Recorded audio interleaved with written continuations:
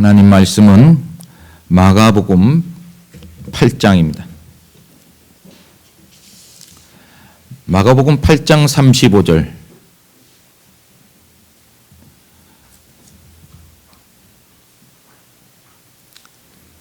마가복음 8장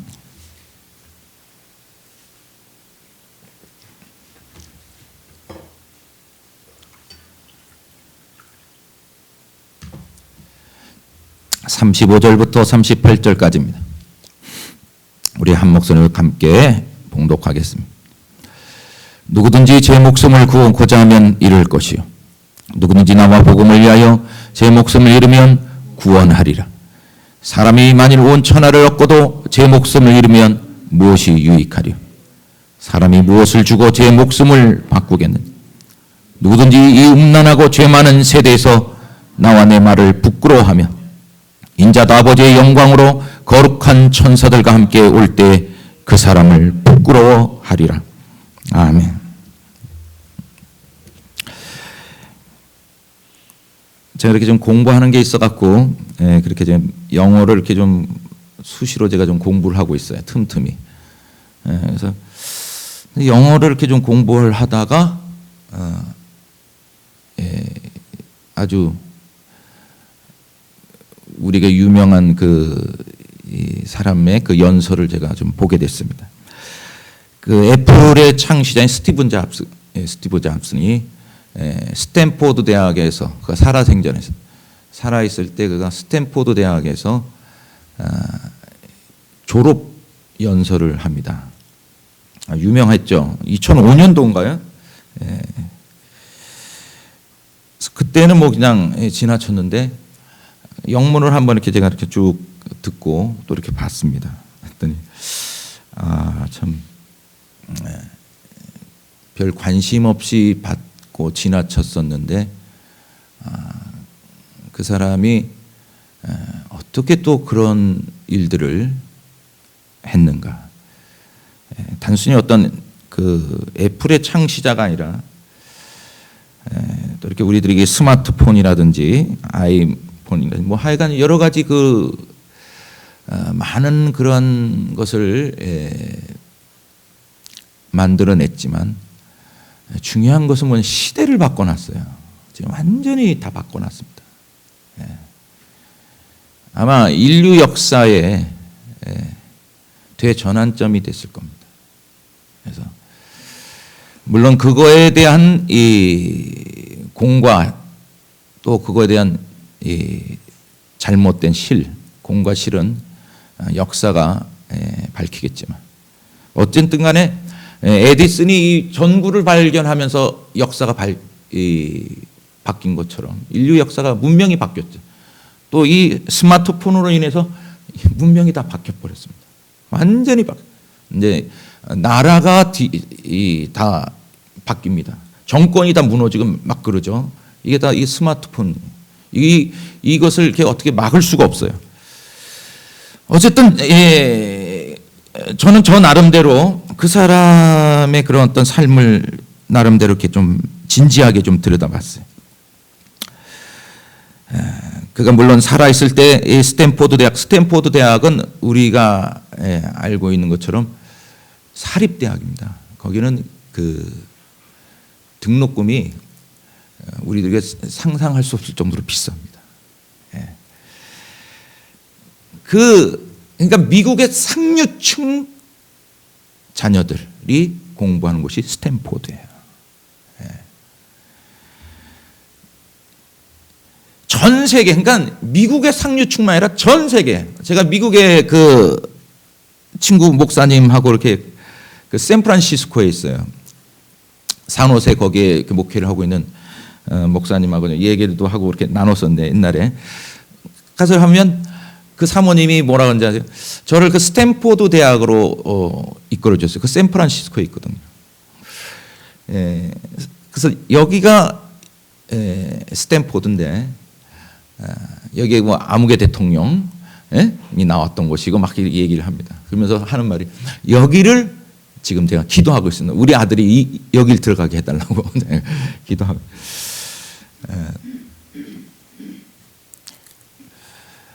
아주 야심찬 그런 꿈을 갖고 제가 기도하고 있습니다.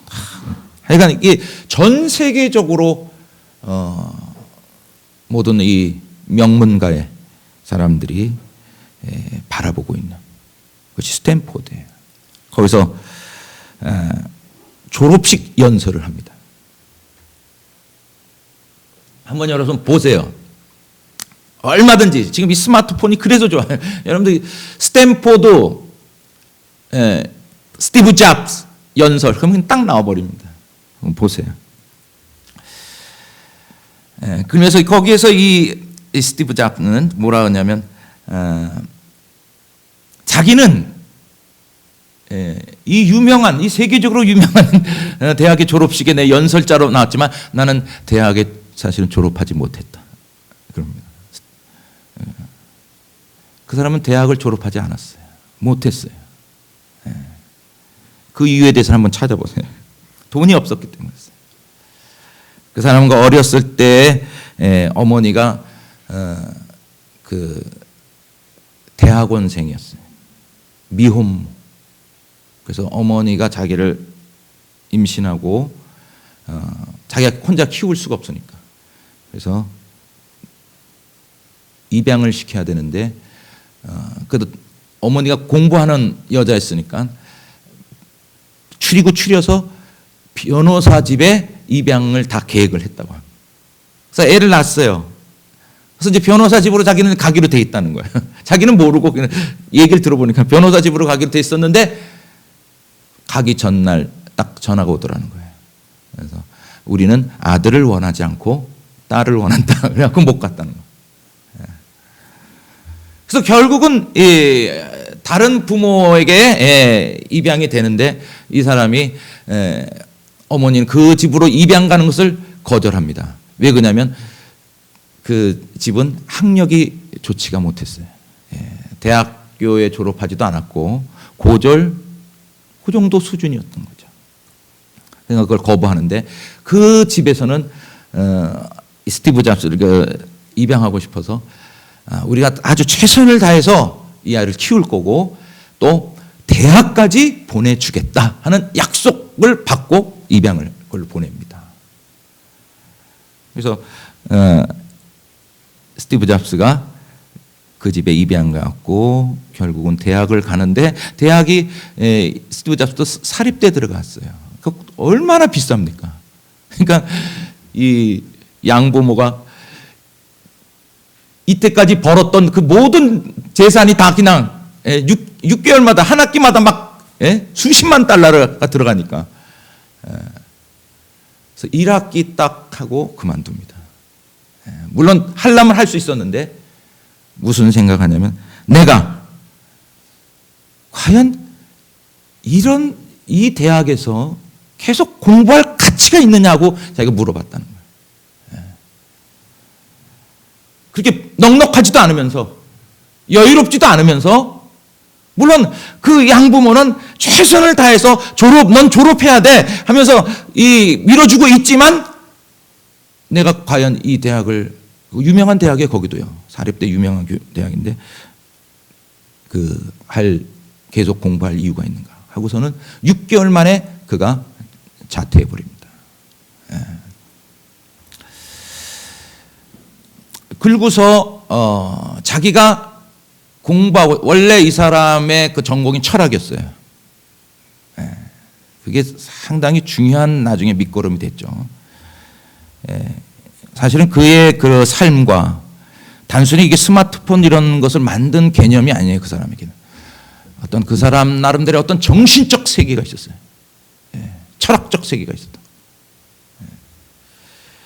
그 6개월 만에 그걸 정리하고 그래도 학교에 남아서 자기가 배우고 싶었던 듣고 싶었던 그 강의를 그가 듣습니다.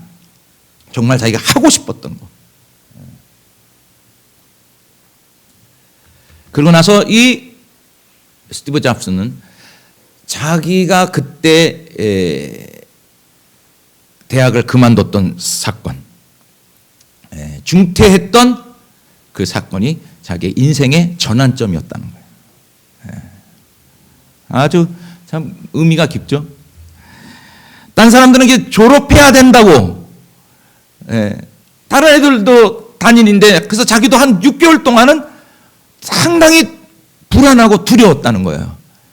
다른 애들은 다 저기를 가고 있는데 자기는 그것을 가지 않고 자기는 그것을 그만두고 다른 길을 자기가 모색한다는 것이 자기도 상당히 불안하고 두려웠지만, 그러나 나중에 자기가 애플을 창시하고 또 이 시대의 어떤 이런 중요한 리더로서 자리 잡고 있는데, 가장 중요한 사건 3가지를 얘기하는데, 첫째는 바로 그때 내가 대학을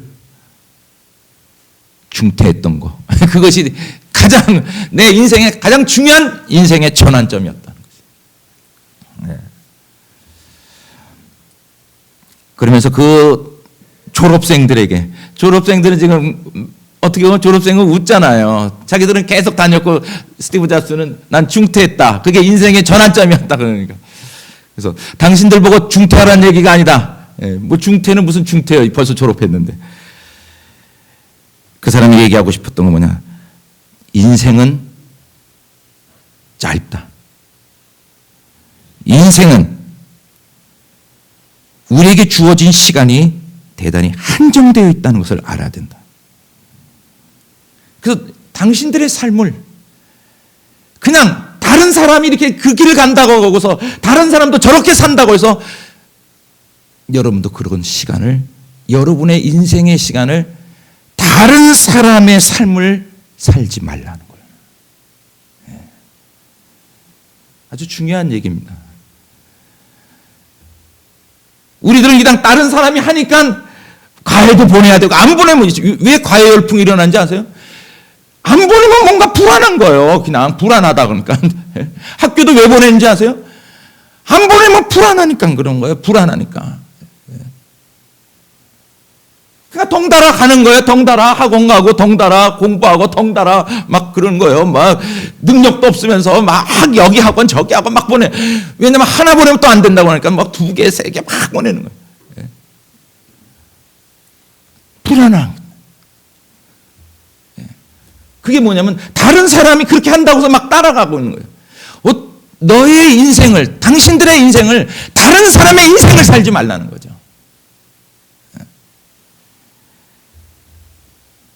다른 사람의 삶을 사느라 당신의 시간을 허비하지 말라.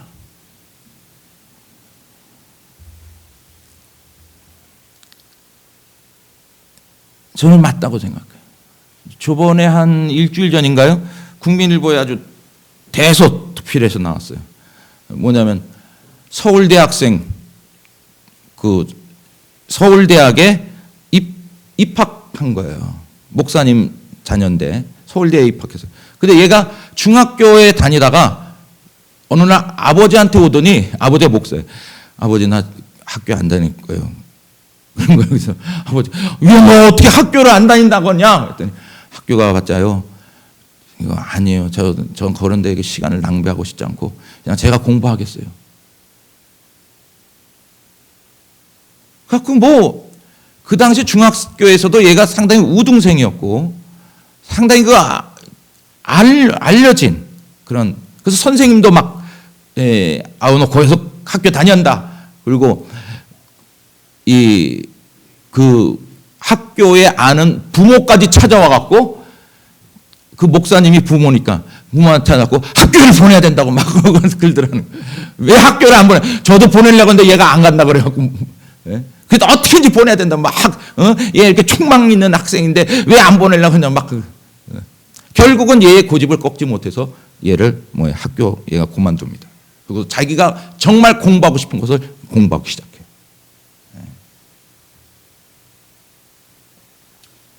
검정고시 패스하고 그런 건 너무 쉬워요. 사실은요. 그들에게. 놀라운 사실은 다른 애들은 지금 고등학교 2학년인데 얘는 지금 서울대학교 1학년으로 입학됐습니다.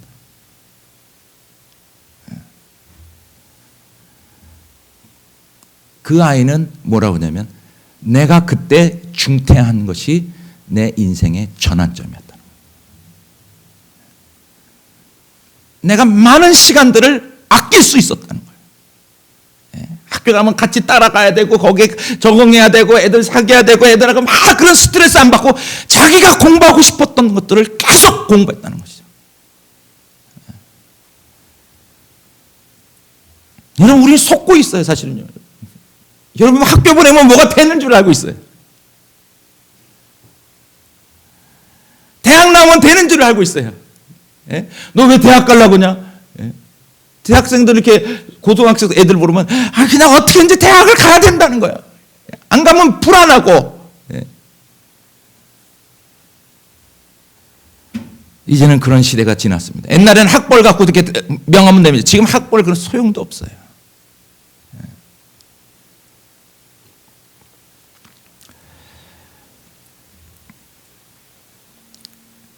다른 사람의 삶을 사느라 당신의 시간을 허비하지 말라. 저는 이것이 바로 저는 복음 중에 복음의 길 중에 아주 중요한 거라는 거죠. 다른 사람들이 그런 신앙생활을 한다고 해서 너도 거기 안 가면 그렇게 안 하면 뭔가 불안하고 속고 있는 거라니까요.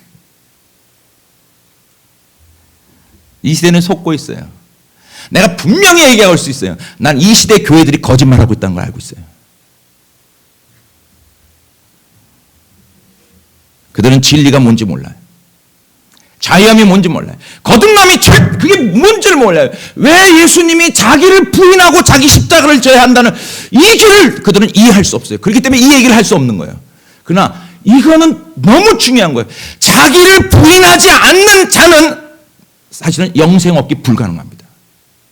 그건 있을 수 없는 일이에요.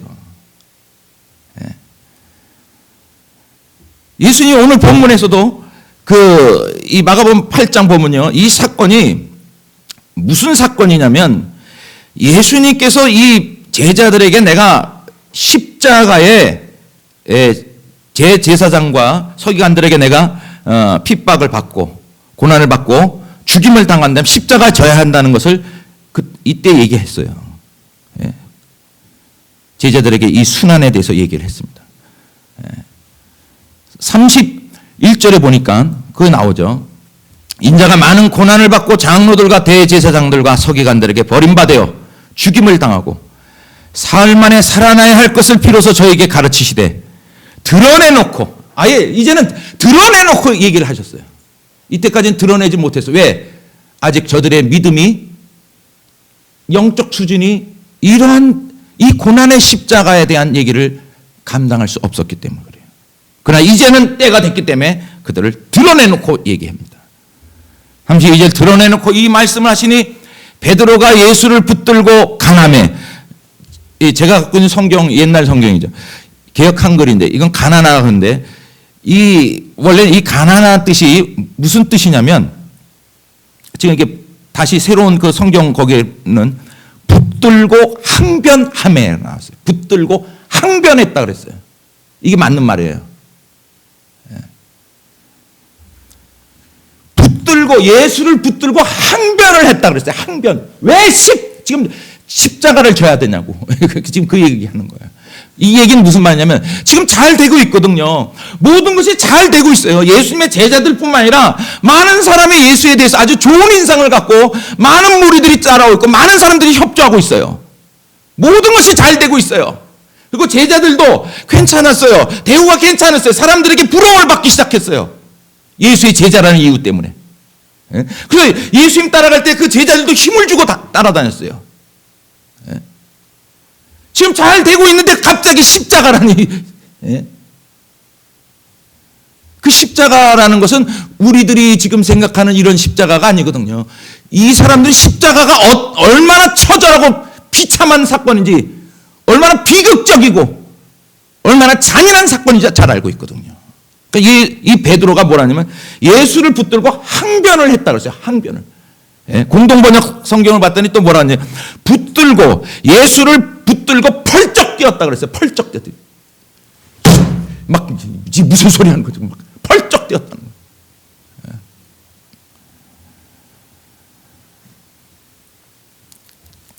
세번역 성경에는 뭐라냐, 예수를 꼭 붙잡고 항의하였다. 항의했다는 거예요. 예수.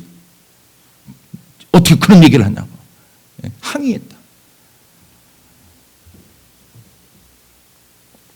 이거 대단히 중요한 신앙의 지금 갈림길에 있는 겁니다. 지금 대단히 중요한 사건이에요, 이건요.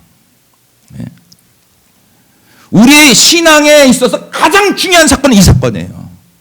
제자들에게 가장 중요한 사건. 예수가 가장 말하고 싶었던 그 신앙의 이 갈림길이 바로 이 사건입니다.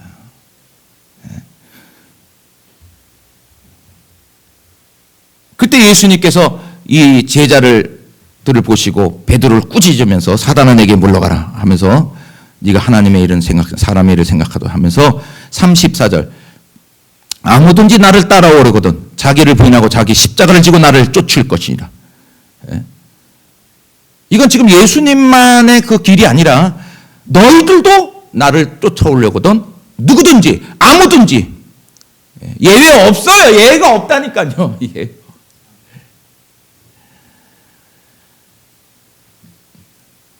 이 길은 바로 그래서 좁은 문이에요. 이건 좁은 문일 수밖에. 아무든지 나를 따라오든 자기를 부인하고 자기 십자가를 지고 나를 쫓을 것이다. 누구든지 제 목숨을 구원하고자 하면 잃을 것이요 누구든지 나와 복음을 위하여 제 목숨을 잃으면 구원하리라. 이건 우리에게 어떤 주와 복음을 위해서 어떤 용맹스러운 정신을 지금 얘기하고 있는 게 아니에요. 용감한 정신, 믿음에 있는 어떤 죽음도 불사하는 그런 믿음의 어떤 용감한 정신을 얘기하고 있는 게 아니란 말이죠. 이거는 생명의 길을 가고 있는 사람들에게 뭐냐면 필수적인 거예요. 이 길을 통하진 않고서 영생의 세계를 들어갈 수가 없기 때문에 그런 거예요. 자기를 부인하지 않는 이 신앙인들이 생명을 얻을 수 있다. 난 그건 절대 불가능해요. 그럴 수가 없어요. 그 세계, 생명의 세계에 접근도 못해요. 안 된다니까 그러네. 여러분 잘 보셔야 됩니다. 신앙생활 이렇게 보세요. 아브라함, 이삭, 야곱, 요셉 그 쫙 보세요 한번. 이 사람들 멀쩡히 잘 살고 있었던 사람들이에요. 근데 하나님께 어떻게 이끕니까? 하나님이 어디로 이끄냐고요? 다 죽음으로 이끌어 갑니다. 다 죽음으로. 잘 보세요. 이삭 멀쩡히 잘 살고 있는데 그가 뭐 불순종을 했거나 나쁜 일을 했거나 뭐 그러지도 않았어요. 아브라함 믿음 속에서 아이가 잘 자라고 있었어요. 근데 번제로 드리라는 거예요.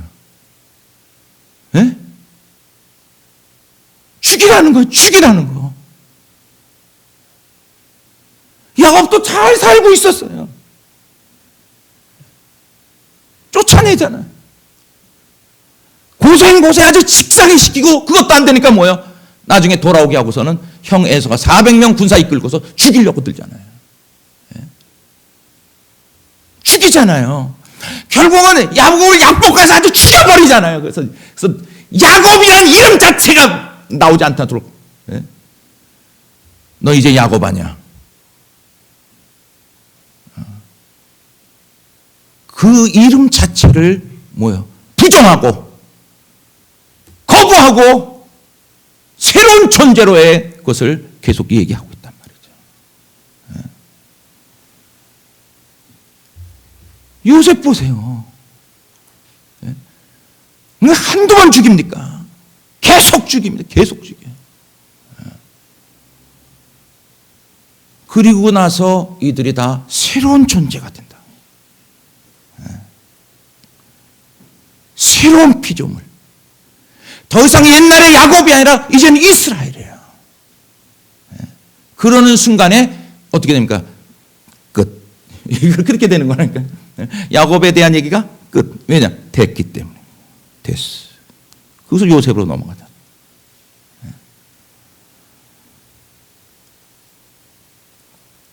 그리고 또 모세를 나오는데 모세도 뭐요?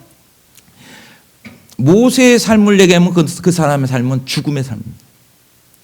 그리고 또 뭐라 합니까? 모세한테 네 백성을 뭐라 합니까? 애굽에서 어떻게 해요? 끄집어내라는 거 아니에요. 그죠? 지금 400년 동안 살고 있는 이 애굽의 생활을 다 청산하고 뭐요? 광야로 내보는 겁니다. 아무것도 보이지 않는, 아무런 그냥 보이지도 않고 손에 잡히지도 않는 그 나라를 향하여, 가나안 땅을 향하여 들어가라는 거예요. 여러분 잘 보셔야 돼요. 그게 무슨 의미인지를.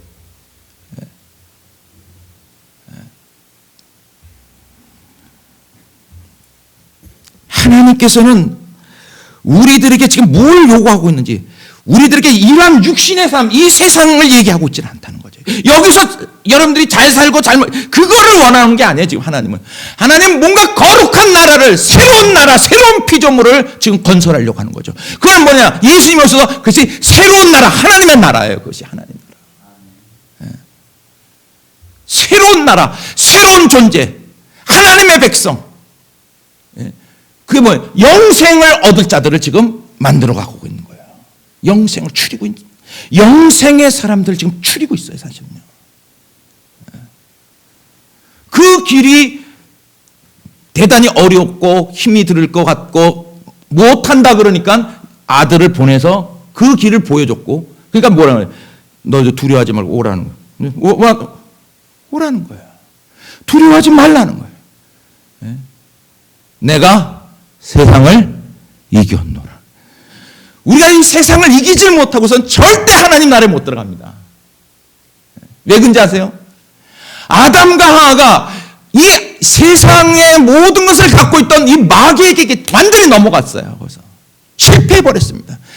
다시 하나님께서 뭐예요? 이 마귀의 모든 시험과 이 세상을 이기면서 하나님의 자녀를 회복시키려고 하는 거예요. 사실 이거는요, 불가능한 얘기. 제가 이렇게 가만히 보면, 이건 지금 불가능한, 하나님 참 불가능한 얘기를 하고 있구나. 지금 예수님도 지금 생각해 보십시오. 예수님도 지금 제자들에게 얘기하고 있는 게 이거 불가능한 얘기 아닙니까? 아니, 누가 이 좋은 세상을 부인하고 버리고 줄을 쫓고 줄을 위해서 목숨을 걸고, 자기를 부인하고, 어떻게 우리가 이 육신을 부인할 수 있습니까? 자기를 부인한다는 게 뭔데? 세상을 버린다는 게 뭔데? 그건 자기 좋은 거, 자기가 이 육신의 욕망들, 좋아하는 거, 그걸 다 버리는 거예요. 그걸 부인하라는 거예요. 그게 어떻게 가능한 얘기냔 말이에요.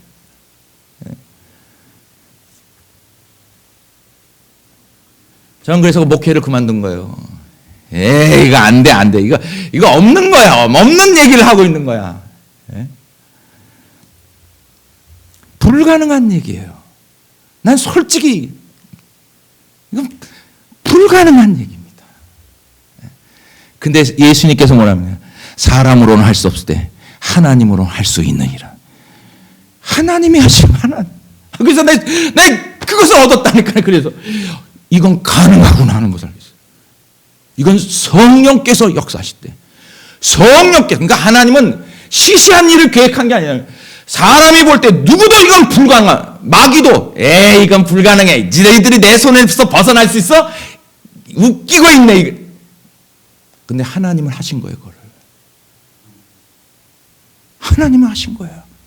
그래서 그리스도가 그 맏아들이 되게 하셔서 그 첫 길을 가게 하셨고, 제자들도 그 길을 갔고, 모든 성도들이 다 그 길을 갔던 거예요. 믿음의 선지자들이 다 그 길을 갔던 거예요. 마귀가 깜짝 놀란 거죠. 그래서 믿음의 이 믿음장을 한번 보면, 믿음으로 모세는, 믿음으로 아브라함은, 믿음으로 이삭, 이들이 다 믿습니다. 그런 거 있어요? 한번?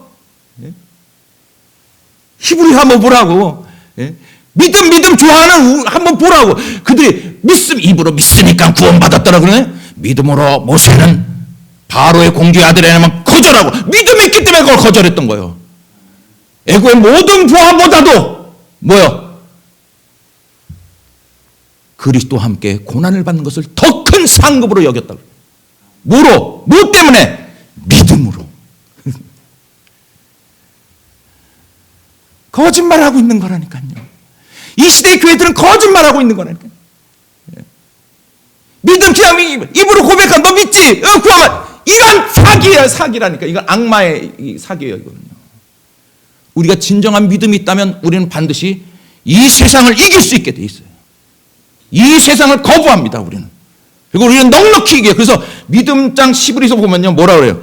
이 사람들은 세상이 감당할 수 없도다. 딱 그래요. 이렇게 돼야 돼요. 여러분 이렇게 안 되면 여러분 구원 못 받습니다. 이건 어디 특별한 사람 그게 아니라니까 그러네요. 아무든지라니까. 세상이 여러분을 감당할 수 없게 해야 돼요. 세상을 이겨야 돼요. 우리는요. 세상을 이기지 않으면 우리는 구원받을 수 없어요. 세상을 이긴 자만이 하나님께 속한 자예요. 괜히 말로만 우리는 하나님께 속했습니다. 그게 아니라니까요. 정말 이 사람들이 다 뭐냐면 이 세상의 시스템, 정사와 권세와 이 세상의 그런 모든 시스템에서 벗어나 있어요. 이 사람은요. 어떻게 이렇게 가능하냐? 가능하다니까. 정말 성령이 오시니까. 나는 그걸 나는 세상에 속해 있지 않다는 걸 알고 있어요. 나는 너희는 세상에 속해 있지 않았더니 난 그 뜻이 무슨 뜻인지 알았어요. 그것은 어떤 이론이나 관념이 아니에요. 그건 실제적인 거예요. 난 속해지 않았어요.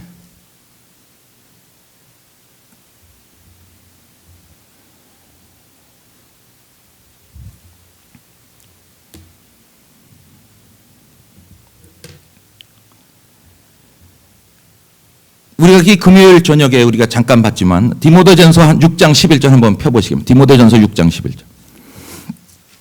우리들이 어떤 사람인지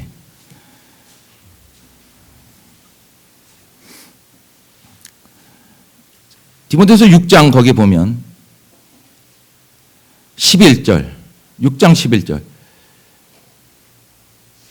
시작. 오직 너 하나님의 사람아 이것들을 피하고 의와 경건과 믿음과 사랑과 인내와 온유를 쫓으며 믿음의 선한 싸움을 싸우라.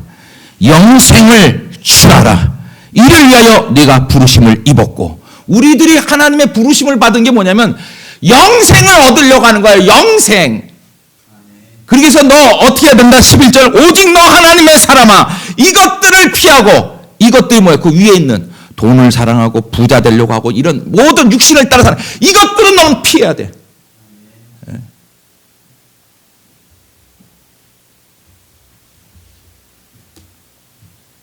우리는 그러한 것들에 대해서 우리는 부인해야 돼요. 세상에서 주려고 하는 세상의 모든 유혹과 시험과 부유와 이런 것, 쾌락 이런 것에 우리는 철저히 자기를 부인하지 않으면 안 됩니다. 왜냐하면 하나님의 나라는 거기에 있질 않아요. 그건 아버지께로 온 게 아니에요. 이 세상에 있는 모든 것들을 사랑하지 말라. 이 세상에 있는 모든 것들이 육신의 정욕과 또 뭐예요? 안목의 정욕과 이생의 자랑이에요. 이것은 아버지께로 온 것이 아닙니다. 이거 부인할 수 있습니까? 이거 부인할 수 있는 교인들이 있습니까? 과연 몇이나 될까요? 그래서 좁은 문입니다. 심지어는 그렇게 가기를 원하여도 들어가지 못하는 자가 많다. 좁은 문으로 들어가라. 좁은 문으로 들어가기를 힘써도 들어가지 못하는 자가 많을 것이다. 난 많다고 봐요. 이 길은 이 일반 인간들의 이런 마음과 생각과는 이건 불가능한 거예요. 이거는. 그러니까 교회들이 이 얘기를 안 하는 거예요. 이거를 부담스럽거든요. 이거는 자기도 못 하고 있는 거거든요.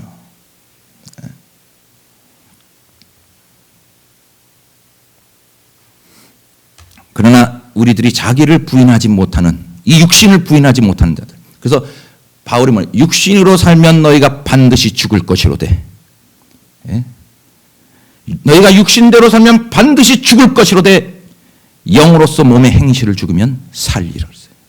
성령이 오셔야 돼. 성령으로서 몸의 행실을 죽일 수 있어요. 저는 성령이 오시기 전까지는 물론 저도 목사니까 성령이란 걸 많이 얘기했고 성령이 오셨습니다. 저 성령 받았습니다. 항상 그랬죠. 그러나 성령의 세계는 그런 게 아니었어요. 성령이 오시기 전까지는 우리가 암만 성령 막 얘기하고 내 성령 받았습니다 얘기를 하지만 성령이 오시기 전까지는 절대 육신의 것을 부인할 수가 없어요. 절대 부인이 안 됩니다. 내가 지금 내 안에 성령이 계시느냐? 성령이 거하시지 못하느냐? 난 딱 한마디로 얘기할 수 있어요. 육신을 부인할 수 있느냐? 자기를 부인할 수 있느냐? 육신의 모든 유혹을 거부할 수 있느냐? 난 딱 한마디 얘기했어요. 여러분 절대로 여러분 누가 성령을 받았느니 예언을 받았느니 뭐 어디 신통하느니 그거 믿지 마세요. 그 사람이 거룩하냐 거룩하지 않으냐 그거 보세요. 요새는 이 점쟁이들도 귀신 점치는 것들이 특히 예언한다고 하는 거기에 아주 많이 들어가요. 아주 그들의 그 말은 그럴듯하게 하는데 그들의 삶이 경건하고 거룩하지가 않다는 건 이건 뭐냐면 귀신의 영을 받은 거예요. 이거는. 세상 점쟁이가 다를 게 없는 무당들과 다름이 없는 거예요. 성령이 오면 그게 안 돼요. 안 된다니까요. 육신으로 사는 것을 이 성령은 그것을 엄격하게 제한합니다. 예? 영으로 살게 해요. 영으로. 그리고 이 성령이 온 사람의 특징이 뭐냐면 육으로 사는 것보다 영으로 사는 게 더 편해. 무슨 말인지 알겠어요? 성령이 오시기 전까지 우리는 육을 부인할 수가 없어요. 육을 부인하는 순간 우리는 다 잃어버린 것처럼 막 애통해해요. 막 겁이 나고 두렵고 막 그럽니다. 어떻게 그러면 하나님 말씀대로 사는, 야 어떻게 이걸 다 버린다는, 야 이러다 우리가 죽지 막, 예?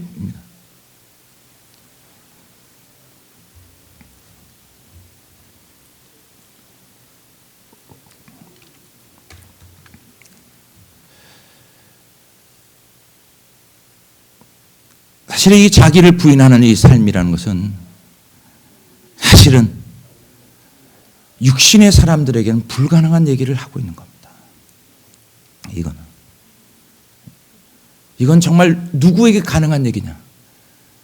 바로 성령이 오신 사람들에게 이것이 시작이 된 거예요. 이들의 삶을 얘기하는 거예요. 구원받은 성도들을 위하여 이 말씀이 주어진 거예요. 그러기 전까지는, 그러니까 어떤 분이 난 구원받았습니다 막 그러잖아요. 근데 성경에 보면 또 영생을 취하라, 두렵고 떨림으로 너희 구원을 이루라 막 그런단 말이에요. 제가 금요일 날 그걸 잘 풀이해 줬지만 그게 뭐냐면 성령이 오시는 순간 뭘 알게 되면 이제서야 신앙의 시작이라는 것을 알게 됩니다. 시작한 거예요. 시작. 그 전까지는 이건 딴 사람 얘기예요. 안 돼! 안 된다니까요. 내가 목사였지 안 되는 거라니까 이거는요. 거짓말하는 거라니까. 그러니까 자꾸 이제 뭐 긍정적인 얘기, 뭐 이렇게 세상적인 얘기, 그럴듯한 그런 얘기하는 거예요. 뭐 행복하는 비결, 뭐 좀 참고, 뭐 이렇게 그 얘기하는 거예요. 가능성이 있고 좀 믿음 갖고 긍정적인 마음으로 이해해주고 사랑해주고 그 얘기하는 거예요. 안 되는 거예요. 이거는. 그러면 성령 받기 전에는 그러면 뭐냐? 성령이 내주하기 그건 그냥 허우적거림이에요. 허우적거림. 알게 돼요. 그것을. 알게 된다고. 그리고 성령이 오시는 순간 끝난 게 아니에요. 이제 시작한다는 것을 알게 돼. 부인하라, 영생을 취하라, 이런 것들을 피하라, 이게 다 이 자기 얘기라는 걸 알게 돼요. 그것을 그 길을 따라 아주 정확하게, 다시 말해서 성령이 내 안에 내주하는 순간에 뭐냐면 사도들이 왜 이 얘기들을 했는지를 알게 돼요. 왜 예수님이 이 얘기를 했는지를 알게 된다. 이거 없이는 불가능한 거예요. 불가능하다니까. 자기를 부인하지 않고 이 성령의 사람도 이거 부인하지 않으면 안 됩니다. 정말이에요. 성령의 사람이라서 무슨 저절로 되는 게 아니에요. 성령의 사람도 자기를 의식적으로 의도적으로 주님의 말씀을 따라서 자기를 자꾸 부인하는 훈련을 해야 돼요. 이 경건 훈련하지 않으면 안 돼요. 그러나 성령이 오시기 전에는 경건 훈련을 한다고 해서 되지도 않아요. 별 의미도 없고 몇 번 하다가 아유 지겨워하고선 안 합니다. 왜냐하면 그거에 대한 절실함을 모르기 때문에 그래요.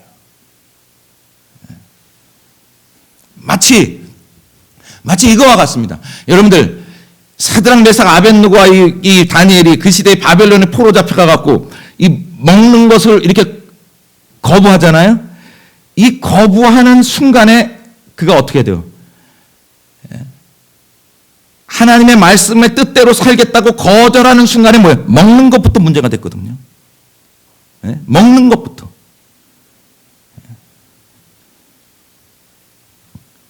그러니까 이들은 이 먹는 것 문제 때문에 막 그 환관장을 찾아가서 시험해보달라고 하고 막 그 기도하게 되고 막 그래요. 아주 이 싸움을 합니다. 믿음의 선한 싸움을.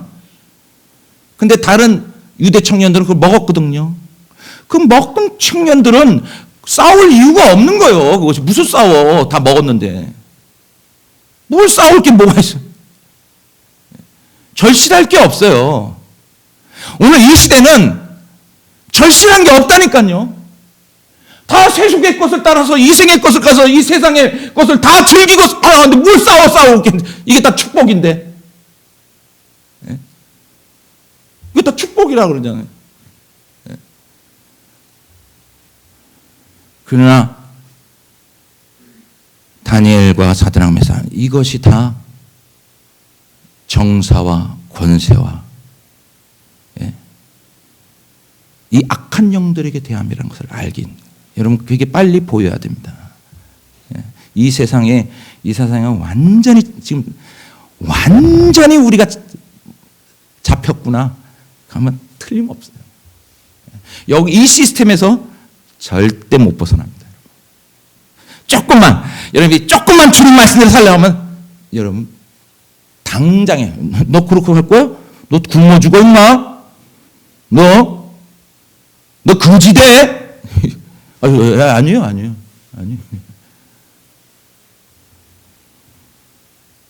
저는 아까 이 스티브 잡스 얘기했지만 한 시대에 이런 이 발명을 하고 이 한 시대를 이 문명을 바꿨던 이 사람들의 정신이 뭐냐 이거예요. 이 사람들이 다른 사람이 그렇게 간다고 해서 나 가지 않았다는 거죠. 괜히 같이 거기다 어울리지 않았다는 거죠. 왜 자기에게도 그런 두려움이 없었겠냐는 거예요. 그걸 안 가면 뭔가 자꾸만 내가 잃어버린 것 같고 막 빼앗기는 것 같고 뒤처지는 것 같고. 여러분들께 사람 막 이 사람 저 사람 만나고 막 하지 오는 게 그게 왜 그런지 아세요? 사실 만나면 별것도 없는데 그렇지 않으면 뒤처질 것 같고 그같이 하면 뭔가 없는 것 같고. 스티브 잡스는 그걸 거부했다는 거예요. 나에게 주어진 시간을 이건 한정되어 있는 것이라는 걸 알게 돼요. 그래서 다른 사람의 인생을 살려고 네 시간을 네 인생을 허비하지 마. 마귀에게 속지 마세요. 이 스티브 잡스가 제가 이렇게 지금 이게 얘기를 하는 게 뭐냐면 참 본받을 게 하나 있어요. 그 사람이 이 얘기가 뭐냐면 항상 자기는 죽음이라는 것을 생각했다는 거예요. 여러분 저 세상 사람들도 이 사람은 항상 자기는 곧 죽는다. 그것을 항상 자기는 인식하며 살았던 거예요. 자기 인생에 곧 죽는다. 나는 곧 죽는다. 그러다 보니까 자기의 시간이 한정되어 있다는 것을 알게 됩니다. 그래서 이 시간을 세상 사람이 저렇게 간다고 해서 학교 간다고 해서 뭐 한다고 해서 그러지 않았다는 거죠. 정말 이 시간에 그래서 자기는 매일 아침에 거울을 보면서 이렇게 물었다는 거예요. 자기에게. 짱치질도 하고 또 세수도 하면서 거울 앞에 물어봤다는 거예요. 네가 만약 오늘이 네 인생의 마지막이라면 네가 하려고 하는 일을 계속할 거냐. 그걸 물어봤대.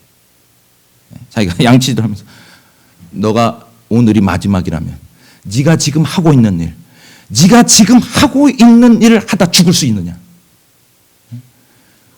그래서 몇 번이고 매일 그것이 no, 답이 yes가 나오질 않고 no 하는 순간에 자기는 자기의 인생을 지금 잘못 살고 있다는 것을 알게 됐다는 거예요.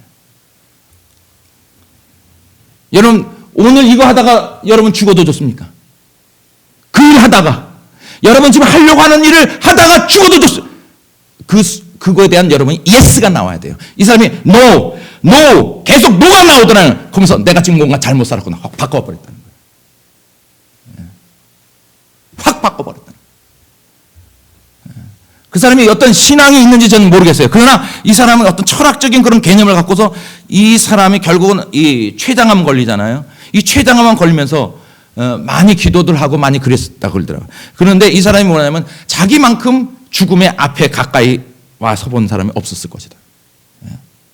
이미 2002년도인가 그때 2000초에 벌써 췌장암 선고를 받았대요. 그래서 의사가 뭐라 하냐면 너는 앞으로 3개월 아니면 길어봤자 6개월 안에 넌 죽는다 그랬대요. 그래서 그때 한창 이 명성을 날리고 그럴 때인데 거기서 제가 죽어야 한다는 여기서 죽음 앞에 자기가 딱 서보니까 자기가 뭐요? 인생을 허비했다는 것을 알게 됐다.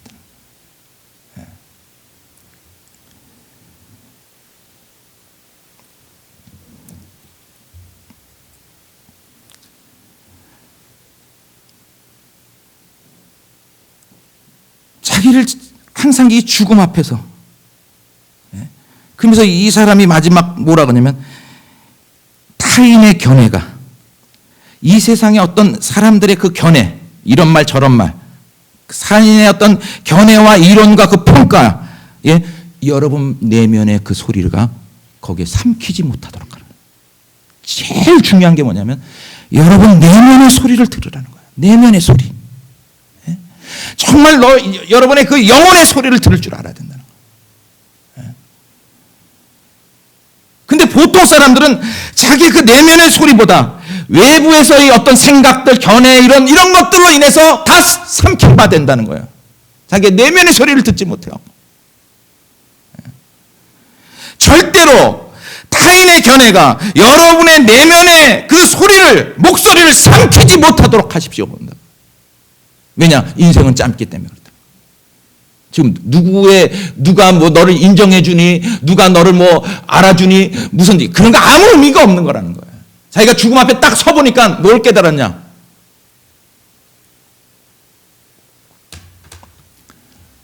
저 보세요. 자기가 딱 죽음 앞에 섰는데 뭘 깨달았냐? 성공, 사람들의 부러움, 자부심, 자기 자랑, 또 어떤 수치스러움, 실패에 대한 두려움, 이 죽음 앞에서 이것들은 다 떨어져 나가더라는 거예요. 아무것도 아니더라는 거예요.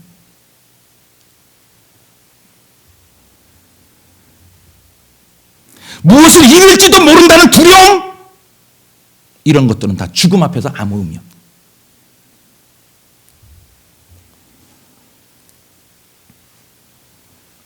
우리들 뭔가 잃을 것 같고, 그러니까 뭔가 뒤처지는 것 같고, 막 같이 그 길을 가고 있어요. 예수님이 그냥 사람들이 넓은 물로 갈 거다 그래요. 시대의 위대한 인물들은 절대 타인의 삶을 살질 않았어요. 또 타인의 견해, 자기 내면의 소리를 거기에 삼킴바 되질 않았어요. 자기의 내면의 소리를, 영혼의 소리를 들을 줄 알았어요. 누가 뭐래도 그런 것 때문에 누가 사람들을 보는 뭐 어떤 평가, 어떤 부러움, 성공, 뭐 실패에 대한 두려움 이런 거 아무것도 아니었다는 거죠. 이런 거 아무것도 아니에요. 허상이고 그건 마귀의 속임수예요.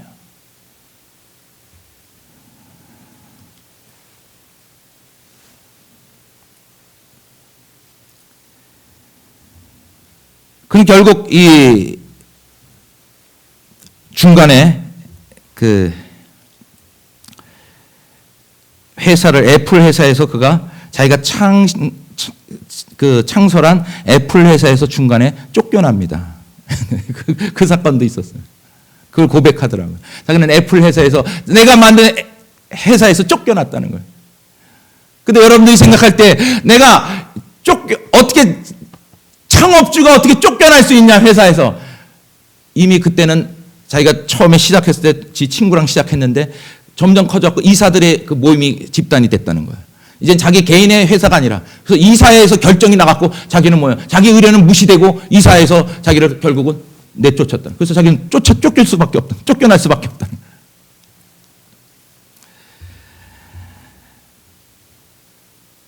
그래서 이 사람이 뭘 알았냐면 생각해 보십시오. 자기가 창설한 회사에서 쫓겨났다는 이 배신감, 이 상처. 그래서 자기가 막 도망가려고 죽으려고 했고 다 그랬다는 거예요. 창피스러워서. 사실은 제가 볼 때는 이때 스티브 잡스는 죽었어요. 사회적으로, 명성적으로 다 평판으로 다 죽은 거예요. 다 손가락질 하더라고요.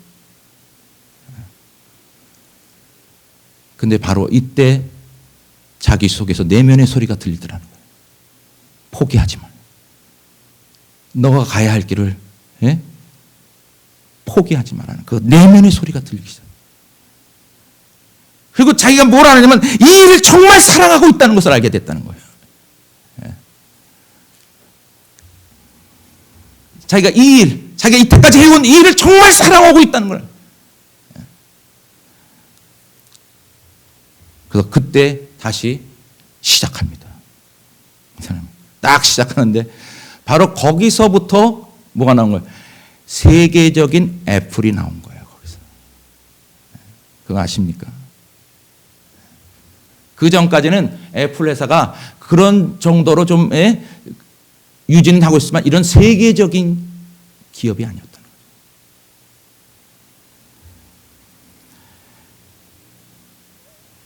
바로 자기가 회사에서 쫓겨난 그날이 뭐냐면 자기 인생의 최고의 사건이었다는 거예요.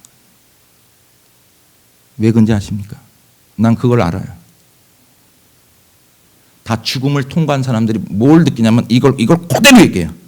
첫째는 자기가 성공에 대한 중압감에서 벗어날 수 있었다는 거예요. 다시 말해서 만약 그 회사에서 계속 있었다면 자기는 이걸 발명할 수 없었을 거예요.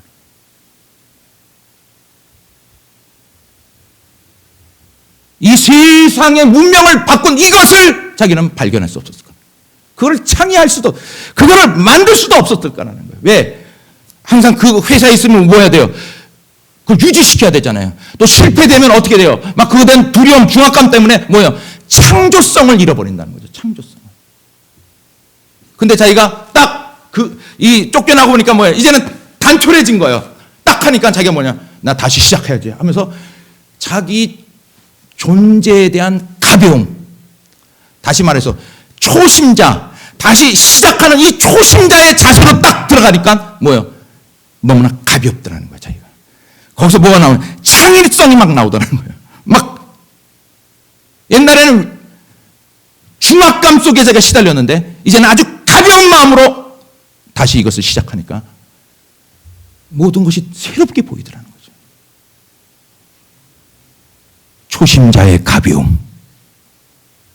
자기 인생의 최대의 순간이었다는 거예요. 거기서 쫓겨난 것이. 제가 그러죠. 제가 목사를 그만두는 순간이 내 인생의 최고의 순간이었어요. 그때서부터 보이기 시작해요. 그때서부터. 그 전까지는요, 왜 안 보이는지 아세요? 이 교회를 유지해야 돼. 어떻게 사람을 만나야 돼. 왜? 주위 사람들이 막 보니까. 그래서 어떻게든지 사람들을 모아야 돼. 진리를 향하는 마음이 아니라 어떻게든지 사람을 모아야 돼요. 왜 그래요? 사람이 떨어지면 어떻게 해요? 교회를 유지할 수가 없어요. 왜? 벌릴 일들이 많어. 돈이 있어야 돼. 어떤 순간에는요, 목사는 교인들이 돈으로 모여요. 어떤 순간에는요. 그거 잘 아셔야 돼요. 교인이 떨어진 거를 두려워하는 게 아니에요. 돈이 떨어진 거예요. 11조가 떨어진 거예요. 두려움이 오는 거예요. 왜? 그 11조 없으면 교회를 유지할 수가 없는 거예요. 교회를 유지할 수 없다는 건 뭐라는 거예요? 자기의 모든 것을 잃어버리는 거예요. 자기의 명성, 주위 사람들의 막 손가락질. 그래서 큰 교회 목사들은 그 생리에 있는 거예요. 영혼들에 대한 관심이 없어요. 유지를 시켜야 된다고요. 실패에 대한 두려움 속에서 어떻게든지 그런 그쪽으로만 온통 신경이 거기에 쏠릴 수밖에 없어요. 진리가 보이질 않는 거예요. 진실이 보이질 않아요. 당장 이것부터 해야 돼요. 심각합니다. 정말이에요. 그래서 이 목사들 욕할 필요가 없어요. 이 목사들이 사실은 거기에 휩싸여 있어요. 사실 그 시스템 속에. 자기도 그랬다는 거예요. 애플 회사를 자기가 이끌고 중역으로 있을 때는 뭐야, 사원들의 월급도 줘야지, 뭐도 또 겁내야지, 또 결제도 해야지, 막 이 돈에 막 자기가 휩싸이다 보니까 그 아이디어, 새로운 기술에 대한 어떤 창의적인 그런 모든 것들을 잃어버리더라는 거죠. 거기에 안주하는 순간에. 근데 감사하게도 회사에서 자기를 쫓아내갖고 자기는 배신당했다, 난 죽고 싶다 막 그런 줄 알았는데 그것이 바로 이 시대의 문명을 바꿀 수 있는 최대의 순간이었다는 거죠. 그래서 자기가 다 이때까지 회사에서 뭐 월급이니 돈이니 뭐 결제니 막 이런 것 때문에 그런 것들이 뭐야, 다 필요 없잖아요. 오로지 거기에만 자기가 하고 싶은 일에만 전진하는 순간에 그런 위대한 발명을 할 수 있어요. 저는 이것이 단순히 스티브 잡스의 얘기가 아니라 누구든지 가능한 거예요. 제가 그냥 보이기 시작한다고, 성경이 보이기 시작한다니까, 진짜라니까. 예? 예수가 왜 얘기를 했는지 난 알겠다니까요. 이거 없이는 안 된다는 걸 알고 있어요. 이건 절대적인 거예요. 우리가 부인한다고 해서 부인될 수도 없어요. 이건 그냥 우리가 그냥 넘어간다고 넘어가지지 않아요. 이건요. 여러분 한번 본문 보시기 바랍니다. 마가복음 8장 보면 거기 이게 다 나와 있습니다. 마가복음 8장에 보면 거기 나오죠. 사람이 만일 온 천하를 얻고도 제 목숨을 잃으면 무엇이 유익하리요? 바로 이거예요. 스티브 잡스가 자기가 매일 항상 죽음을 생각했다는 이것이 바로 이거예요.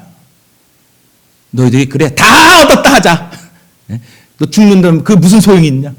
그걸 했더니 그거를 깨닫는 순간에 자기가 이때까지 생각했던 어떤 성공이니 자부심이니 자랑이니 뭐 출세니 이런 게 다 아무 의미가 없더라는 거죠. 착각하고 있는 거예요. 우리는. 의미 없는 몸짓들 하고 별것도 아닌 거예요. 죽음 앞에는 이런 모든 것이 다 떨어져 나가버린 거예요. 예수가 한 얘기예요. 사람이 만일 온 천하를 얻고도 네 영혼을 구원하지 못하면 무슨 소리야. 37절 사람이 무엇을 주고 제 목숨을 바꾸게 된다. 네 하나밖에 없는 것, 이 목숨을 도대체 너 어디다가.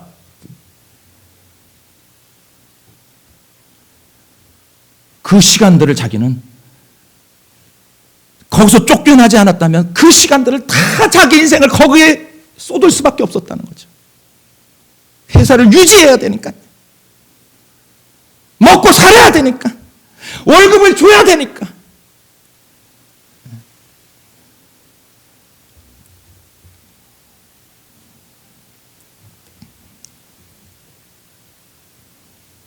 여러분이 모든 것들을 예수님이 버리라고 했을 때 바로 자기 삶의 가장 중요한 것들을 놓치지 말라는 거예요. 그걸 놓치지 마. 그 얘기가 바로 사람이 무엇을 주고 제 목숨을 사겠냐. 여러분의 시간들을 과연 이 세상이 어떤 것으로, 이 세상이 그것으로 이 하나밖에 없는 이제 지나가고 있는 이 시간들을 도대체 어떻게 바꿀 수 있느냐. 이 귀중한 시간들을. 이거는 뭐 제 시간만이 아니라 여기 앉아 여러분의 시간도 이거는 천하의 것과 바꿀 수 없는 거라는 거죠. 이건 바꿀 수 없는. 이 귀중한, 이 한정된 시간을 다른 사람의 삶을 살라고 당신의 시간을 허비하지 말. 이 세상의 견해 때문에, 이 세상의 그런 어떤 평가 때문에 여러분 내면의 목소리를 죽이지 마. 내면의 소리를, 그 내면의 소리를 살려. 그러니까 자기는 더 부자 됐다는 거예요. 자기 먹고 사는 거에 그걸 벗어버리니까. 아니 다니엘과 사드락 메삭 아벳느고가 먹고 사는 문제 때문에 걱정했습니까? 나는 이게 성경에 보면 아브라함, 이삭, 야곱 이 사람이 먹고 사는 것 때문에 난 걱정했다는 난 들어보지 못했어. 나는 분명히 얘기할 수 있어요.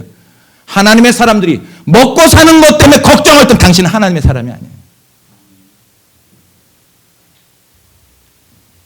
이 세상에 속한 사람이에요. 전형적인 이 세상의 사람. 왜? 하나님의 사람들은 하나님이 공급하시는 게 있어요. 공급하시는 루트가 있어요. 아주 있습니다. 기가 막히게 있어요. 여러분 그거 빨리 찾아내야 됩니다.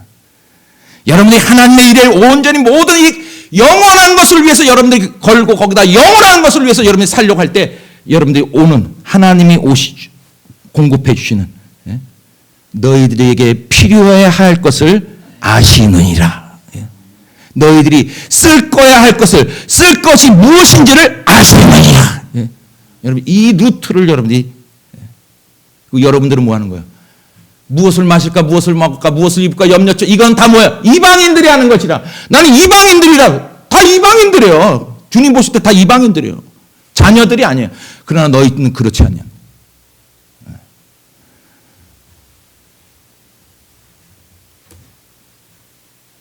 정말 자기 내면의 소리에 여러분 귀 기울이며 여러분 영혼을 위해서 이 돌아올 수 없는 이 한정된 시간들을 여러분들이 영원한 것을 위해서 여러분들이 사용될 때 그것이 바로 여러분 내면의 소리입니다. 여러분의 영의 소리예요. 영의 소리. 거기에 뭐가 하냐? 하나님의 나라가 발생돼요. 그래서 자기가 세상에 속해지지 않았다는 것을 알게 돼요. 더 이상 나는 세상에 속해 있지 않아. 또 죽어도 좋고. 그러나 하나님께서는 우리를 거지돼 죽이질 않았다. 하나님은 우리를 거지 만든 적이 않았다. 굶어 죽인 적이 없다는 거죠. 하나님이 우리에게 이 얘기한 거예요. 한마디로 해서 우리에게 인생을 준 건 뭐냐? 너 영생을 위해서 준비해. 그 다음엔 너 먹고 이 세상에 그 먹고 마시는 그건 내가 책임지게 주겠어. 이렇게 약속해 준 거예요. 그것도 하도 안 믿으니까 예수님이 오셔서 그 얘기를 한 거예요. 들의 백합과 공중에 나는 새까지 비교하면서 너희들은 영생을 위해서 준비해. 영생을 위하여 살아. 그리고 나머지는 내가 밀어줄게. 이걸 여러분이 믿기 시작했을 때 그걸 믿음이라 그런 거예요. 그래서 믿음으로 아브라함은 갈 바를 알지 못하고 순종함으로 하나님의 말씀을 따라 갔으니 그거예요. 그걸 믿음이라 그런 거예요. 얼마나 좋아요. 내가 책임져 줄게. 누가 한 거예요? 하나님 아버지께서 한 거예요. 내가 나머지 나 다 책임져 줘. 너는 내 뜻대로만 살아. 영원한 것을 위해서 살아. 이런 거 하지 말고 저 세상 사람 이방 사람 그런 거 하지 말고 너는 영생을 위하여 살아. 내가 다 책임져 줄게. 이 복된 복음, 이 자유함, 이 가벼움, 삶의 가벼움. 여러분 삶이 무거우면 안 돼요. 아주 가볍다고.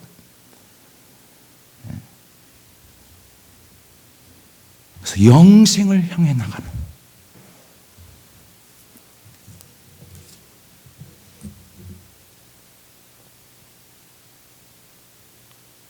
마지막 우리 본문의 말씀처럼 누구든지 제 목숨을 구원코자 하면 잃을 것이요. 정확하죠? 누구든지 제 목숨을 구원코자 하면 내가 살아야 되겠어. 막 이거 하면 넌 잃을 것이다. 대부분 사람들이 많은 사람이 이렇게 다 죽는 거예요.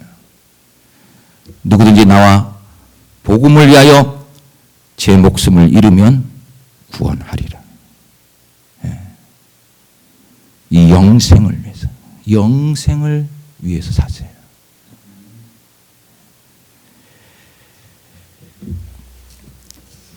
찬송가 우리 합시다. 367장